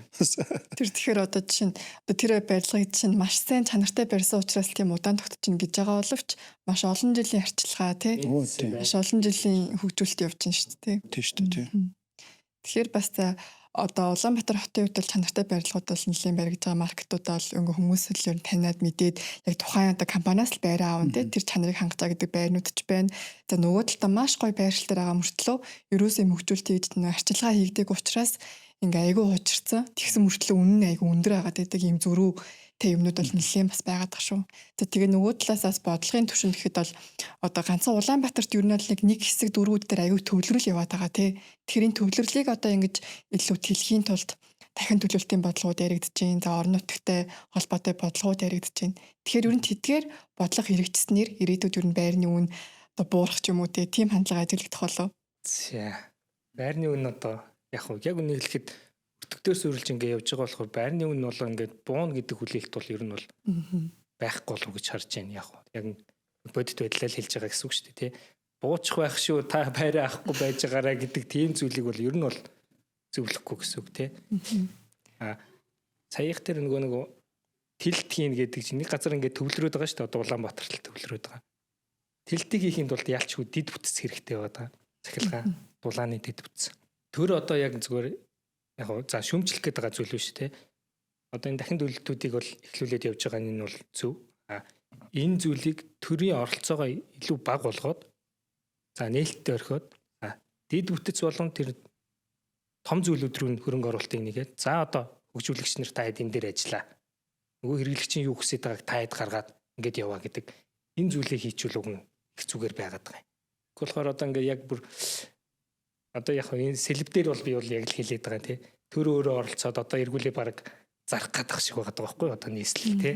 Энэ бол бүр өстой байж болохгүй зүйл гэдэг зүйлийг хараад байгаа. Тэгэхээр энэ дээр илүү бас нэг өөр шинэ механизм оруулж ирээд тэр процессыг хийгээ явахгүй бол болохгүй багтах гэсэн. Тэгэхээр бас орон сууцны одоо хүртээмж талдаа ч гэсэн бодохоор ер нь бол аль болох одоо ингээл хүмүүс ч одоо ихтэй залуучууд бол нэлээх тархын эрдэнэт рүү одоо хөнгөлтэй зүйлээр байр аваад аягүй тэлж ах шиг байгаа. Тэ ер нь заавал ганцхан эндэл ингээл бүүндө бүглэрүүд одоо ингээд төвлөрөөд байгаа тахгүйгээр. Тэгэхээр нэг талаасаас хүртээмж нэмэгдэж байгаа юм хөдөлгөөн ажиглагдаж байна. Тэгээ бас нэг талдаа үл хөдлөх хөрөнгөний бас хизэж буурдаггүй гэсэн нэг тийм бас юуж байдаг. Тэгээ жил болгон 8-аас 10% өсөлт үзүүлээл явж байна. Тэгэхээр бас бодлого талаас гэх юм бол одоо жишээ нь МИК дээр яригдж байгаа зүйл бид нар одоо МИК-ийн одоо хүртээмжийг нэмэгдснээрээ л шууд ингээл одоо бүхэн одоо байртаа болдог ч юм гэсэн тийм одоо бол шууд хүлээлт бол бас байхгүй. Гэхдээ нөгөө талаасаа одоо ингээл банктай болох одоо төсөл нэлээд удаа яригдж байгаа тийм бодлого одоо МИК өөрөө тусдаа одоо Монгол банкнаас зөвхөн хамааралтай байхгүйгээр тусдаа одоо бүр ипотекийн банк байгуулагдана гэсэн одоо бодлогууд яригдж байна. Тэгэхээр энэ бодлогууд ер нь одоо бий болсноор яг бодиттой ер нь бол яг нөлөө нь юу байх вэ? Тий, яг хоо түрүүн би нөгөө ихний асуултан дээр бас тодорхой хэмжээгээр ярьсан. Яг хоо бидний хувьд МИК яг энэ нөгөө өнөөдрийн яг бий болох гэдэг банкны одоо ажлыг гэдэг юм уу их усүр татах ажлыг бол бид нар 2019 оноос хойш эхэлсэн. 2019 онд бид нар 300 сая долларыг гадны зах зээл дээр босгоод гэхдээ мэдээж нөгөө бид нар тухайд боломж маань 3 жилийн хугацаатай хөрөнгө оруулагч нар биднэрт хөрөнгө өгж байгаа. За тэгээд тухайн их усүр маань 8-аас 9 байсан санагдаж байна. За тэгээд тэрнээс хойш өнөөдрийг хүртэл бид нар ингээд 3 удаагийн их усүр босгосон. За нийт нэг 725 орчим сая доллар усүр босгоод тэрийгээ бид нар арилжааны банкудад ингээд тий арилжааны одоо нөхцлөөр олгосон ипотекийн зээлүүдийг худалдаж авах байдлаар ингээд их усүр олгоод явсан. Гэхдээ энэ дэр нэг л асуудал маш өчтөд тулгарсан. Тэр нь юу вэ гэхээр бид нар их усрын өртөг манд нэлээд өндөр болсон. Мэдээж энд нөлөөж байгаа бас хэд хэдэн нөхцлүүд байгаа. За мэдээж Монгол улсын зээлжих зэрэглэл. Өнөөдөр Монгол улсын зээлжих зэрэглэлээс өндөр дотоодын аж ахуй нэгж байна гэж бол байхгүй. Яагаад бол мэдээж бид нар Монгол улсад үйл ажиллагаа явуулж байгаас учраас яг тэр маань яг таац болоод явчихж байгаа. За тэгэхээр зээлжих зэрэглэл нөлөөлж байна. Хоёрт нь бид нар их усрээ авчираад оруулж ирэхэд өнөөдөр манай swap-ийн зардал буюу валютыг төгрөг рүү хөрвүүлэх шилжүүлэх тэр зардал маань асар өндөр болчихдог. За өмнө нь бол яг тухайн үед бол анх бонд босгож явахт бол нэг 4-5 та байсан бол өнөөдөр 8% та байна. Тэгэхээр бид нар сүүлийн за арилжааны за манай хувийн ишлүүд бас нэлээд гарсан шүү дээ. Голомтч гарсан, худалдаа хөгжил, за тэгээд банк тэгээд МИК гэдэг ингээд нэг хэдэн байгууллагад гаднаас мөнгө босгоод ингээд оруулаад ирэхэд өнөөдрийн их усрд нэг 8-аас 9 ч юм уу тэр хавцал хэлбэлцэж байгаа шүү. Тэгэхээр энэ дээр төрний хэлдэг swap cost буюу swap-ийн зардлыг 8% нэмэхлээр өртөг маань өөрөө шууд 16% руу очиж байгаа. Тэгээд бид нэр буцаагаад тэрийг яаж иргэдэдтэй 30 жилийн их усэр болгож өгөх юм бэ гэдэг маань өөрөө бидний хувьд асар том нөгөө бодох хэвээр чаленж гэх юм уу да тийм хугацааны их усрыг авч ирээд дугцаар болгоод шүү дээ тийм 3 жилийн их усрыг авчираад 30 жилд бид нэр моргож болгоно гэдэг маань нэлээд өгт болчихсон. Гэхдээ энэ дэр мэдээж бидний зүгээс яг өсч байгаа нь юу вэ гэхээр за арилжааны банк болон хувийн ишлүүд нэг хийж байна.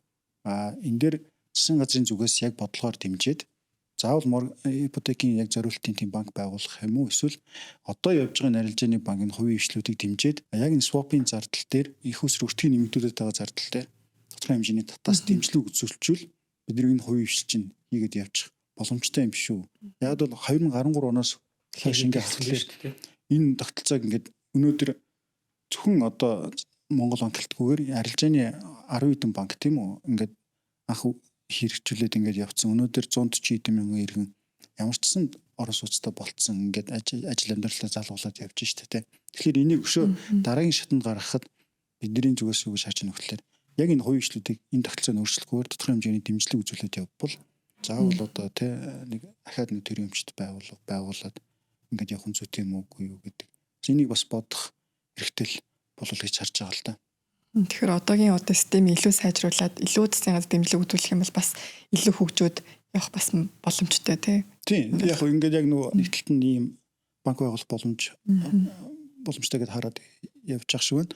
Нөгөө талд нь хувийн хвшлийн хүч болцоо, нөөц болцоог ашиглаад явбал энэ арилжааны банкуудын өнөөдрийн энэ нөөц болцоо ч насар их байгаа тоххой тийм.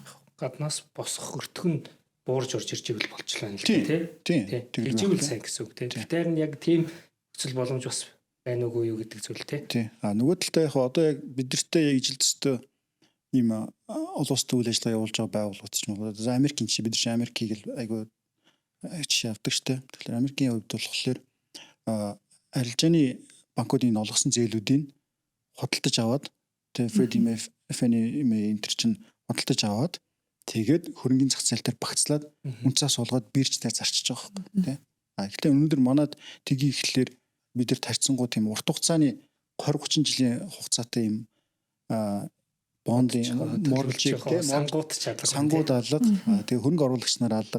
Тэгээ нөгөө талдаа болохоор за бид нар одоо нөгөө баялагын сан гэдэг одоо л нөгөө урт хугацаатай их усүрийн сангуудын талаар ярьж эхэлж байна. Хэрвээ бид нар худалдаад авчдаг бол бид нар бүр боломжтой тий. Гадны хөрөнгө оруулагч нар одоо иргэнч хүртэл энэ нэг багцсан микийн багцсан энэ зээлийг худалдаж авах боломж бас байгаа байхгүй. Гэтэ бид нэр 20-30 жилээр ингэж авах тийм одоо боломж өндөр байхгүй. Нөгөө талдаа 6% хүүг ингээд багцсан байдаг. Энэ өөрөө арилжааны бус тий нөгөө илүү нөгөө бодлогын түвшний юм зээл учраас 6% үүдээ моргижийн зээлийг би худалдаж аваад яах юм бэ тий. Тэрний оронд жил хүртэх юм бэ гэдэг зүйл шүү дээ. Хүмүүст судалж аваад ч юм уу 20% бондонд хөрөнгө оруулаад явбал тухайн сан ч юм уу тий иргэн ч юм уу юу байгаа учраас нэг тийм юу биш. Гэтэ энийг яг хөө заавал байх хэвээр ирээдүйрөө тишэл чиглэл явж л байна л да тий.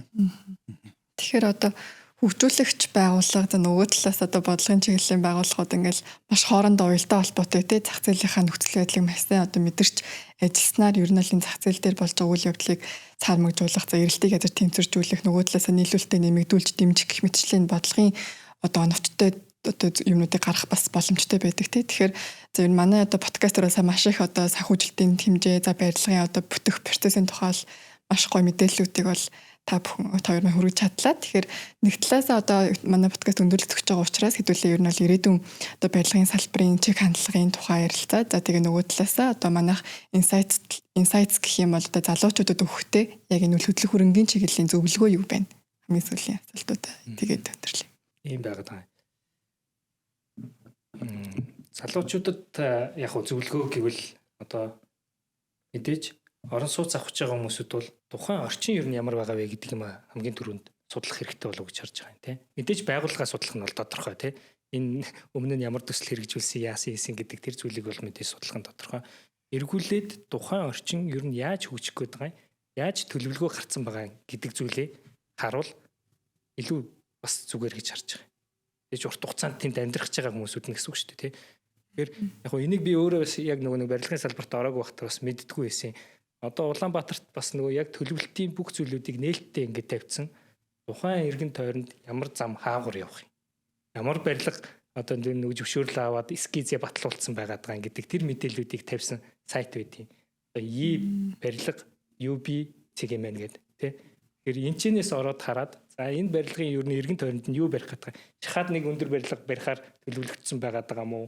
Хажууд нь сургууль байгаа мó? Ямар юм байх гэдэг зүйлийг хараад мэдчихвэл одоо яг сонголтонд чи илүү бас нөлөөлдөг шүү. Тэгэхээр тэрийг айд бас яг судлаад арчиж байгаарэ гэдэг зүйл. Тэгээд бусад зүйлүүд бол мэдээж тодорхой тий. Хүн барилгаа судлана, өртгөө судлана, хаана юу байгаагаа ингээд судлаад явна. Тэр зүйлийг харчих юм бол илүү бас нэг тийм нэг хинт болоод байд юм бэлээ. Тэгэхээр өмнө нь би одоо яг 5 жилийн өмнө дан санхүү хариуцаад явдаг байхдаа ер нь мэддэггүй байсан. Тэгэхээр тэр зүйлийг хараад мэдчихвэл их зүгээр юм бэлээ гэдэг. За нэг хинт. Ер нь барилгын салбарын ирээдүйн чиг хандлага ер нь яг юу болох гээд байна вэ гэхээр. За мэдээж ногоон гэдэг зүйл бол яалчгүй орж ирж байгаа тийм. Green building гэдэг зүйл. Нэг талаасаа green building барихад өтөг багтай санхүүжилтүүд орж ирж байна. Нөгөө талаасаа green building хэрэглэгчдэд илүү тав тухтай тийм нөхцөл боломжийг үүсгэж байна. Урт хугацааны ашиглалтын зардал багасж байна. Гэхдээ яг одоо яг хэрэглэгчд маань яг тэр зүйл дээр бас гэрийн гэдэг зүйл дээр илүү премиум төлж чадчихэв үү чадахгүй байх уу гэхээр одоогор бол яг чадахгүй байгаа.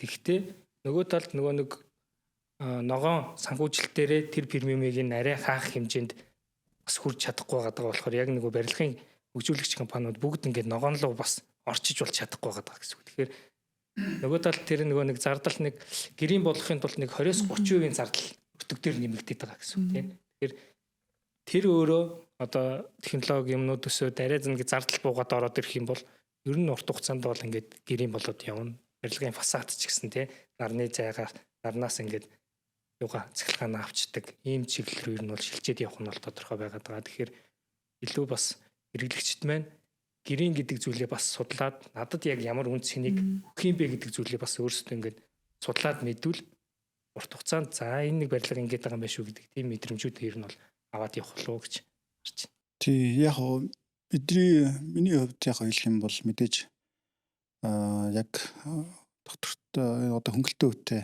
ипотекийн зээлийг бол хүн болон сонирч байгаа тийм. Түрүү хэлснээр бол энэ бас тийм төрөлжих тийм боломж байгаа гэж харж байна. Хүлээгдэж ах шиг байна. Удахгүй нэг хүүн хэд болох юм мэдэхгүй. Гэтэ зүгээр яг өнөөдрийн 6%-аас илүү бас хүүгийн боломжууд бол гарч ирэх нь байна. Нэг талдаа бас нэг иргэдийн хувьд бас нэг төөр хөдөл байгаад байдаг тийм.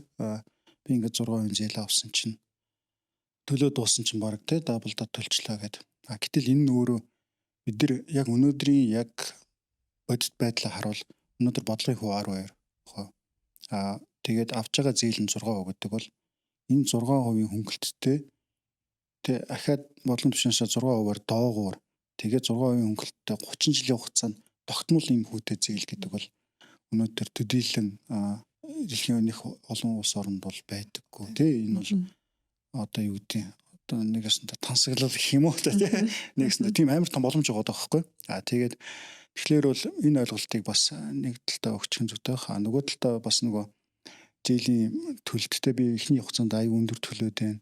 Энэ ямар учиртай ингээд эн чинь өөрөө олон улсын зарчмынхаа дагуу тэнцүү төлөлтийн аргаар явж байгаа. Гэхдээ нөгөө төлөлт бас байгаа.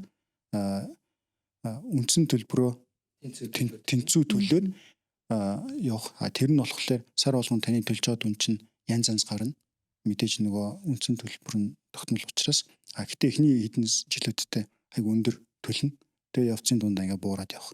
Гэхдээ эн чинь өөрөө тухайн хүний зээлийн төлөлтөнд тухайн хүний орлого тэ одоо ажил амьдралтанд дарамт учруулахгүйгээр доорож нэг 3.1-ийн тэ моргож төлөөд тэр нь тэнцүү дүнтэй байхаар ингээ олон улсын жишгээр явж байгаа юм тогтолцоо шүү. Тэр энийг юутай хэлчих байх. Нөгөө талдаа банк бол өөрөө төрүүлээд зээлийнхэн юугаа авчиж байгаа. Иргэн бол буцаагаад байраа төрөнд ороод байранд ороод амьдраад явж байгаа шүү дээ. Тэгэхээр энэ бол аль аль талдаа вин-вин л байгаа. Вин-вин байгаа зарчим. Энэ тэгэхээр энэ олон улсын жишгээс тийм нэг зөрчөөгүй бид нар нэг тийм гажим хийгээд тий энэ тогтолцоог бий болгочиход яваагүй тийм ойлголт шүү. Тэгэхээр энийг бас хүмүүс айгүй зүгээр ойлгоод ингээд явах зүйтэй байхаа л гэж харж байна. Тэгээд 30 жилийн та моргож авсан бол 30 жилийн хугацаанд л төлөөд дуусах. Одоо бид нар өнөөдөр юугаа харахаар иргэн төлөлтийн график харахаар 30 жилийн зээл авсан мөртлөөсөө манайхан дунджаар нэг 17-18 жил дээр төлөөд дуусгаж чинь. За эхнээсээ нөгөө 13 онд авсан 8% зээлтэй хүмүүс маань төрүүлээд хаачиж байгаа байхгүй. Гэхдээ мэдээж тэр зорилго нь бол өөр байгаа. Нүүлдээ хийж байгаа гэсэн үг шүү дээ. Дараачийн юмруу шилжиж байгаа. Тийм. Тэгэхээр нөгөө эн чинь нөгөө амьд механизм учраас хүн байраа томрол бидний судалгаа авч утсан л дээ нэг сарын хугацаанд байраа төлөөд хааж байгаа хүмүүсийн сэтгэлийн яагаад ингээд хугацаанаас өмнө төрүүлж байгаа юм даа гэхлээр зархаж байгаа л гэдэг. Тийм. Ердөөсөө л байраа томруулж ин тэ бид нар ингээд ам бол болж ин дараагийн байрлал руугаа шилжиж чинь гэх юм уу те. Нэг юм зорилгоор ингээд төрүүлээ хааж байгаа. Тэгэхээр өөрөөр хэлбэл яг миний зүгээр санаа нь олон улсад бол яг энэ бол төрүүлж төснөөрөө пенальти олгодог. Яг бол эн чинь цаана хөрөнгө оруулагч тухайн бондыг өгөөж аавна гэж эзэмшээд явж байгаа. Гэхдээ манад бол яг тийм тогтолцоо байхгүй учраас иргэд бол нөгөө хугацаанаас өмнө хаагаа дараагийн шилжилт рүүгээ явж байна. Зүгээр санаа нь бол яг хэрвээ та үнэхээр л хямд хөтэй тий зээл авсан бол энийгээ зүгээр хугацаанд нь төлөөл ингээл явах нь илүү зүгээр юу талаасаа тий эдийн засгийн талаас нь илүү ашигтай. Тэрийг заавал хямд хөтэй зээлийг та заавал төрүүлж төлөлт яах гэдэг юм бэ тий.